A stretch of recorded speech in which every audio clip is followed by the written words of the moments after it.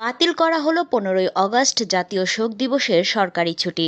মঙ্গলবার জনপ্রশাসন মন্ত্রণালয় থেকে দেয়া প্রজ্ঞাপনে এ তথ্য জানানো হয়।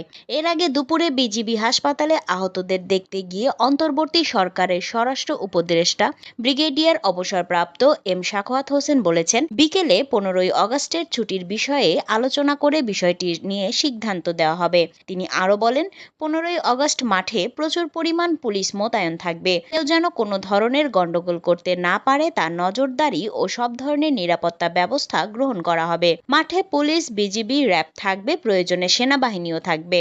এদিকে 15ই অগস্ট জাতীয় শোক দিবসের ছুটি বাতিলের দাবি জানিয়েছিল হেফাজতে ইসলাম বাংলাদেশ। গত সোমবার হেফাজতে ইসলাম বাংলাদেশের যুগ্ম মহাসচিব মাওলানা আজিজুল হক স্বাক্ষরিত এক বিবৃতিতে এ দাবি জানানো হয়েছে। বিবৃতিতে ছুটি বাতিলের পাশাপাশি 15ই অগস্টের মধ্যে সারা দেশ থেকে বঙ্গবন্ধু শেখ মুজিবুর রহমানের সকল ভাস্কর্য সরিয়ে ফেলারও আলটিমেটাম দেয় সংগঠনটি। অন্তর্বর্তীকালীন সরকারকে অবিলম্বে 15ই অগস্টের সরকারি ছুটি বাতিল করার জন্যও বলেন তারা।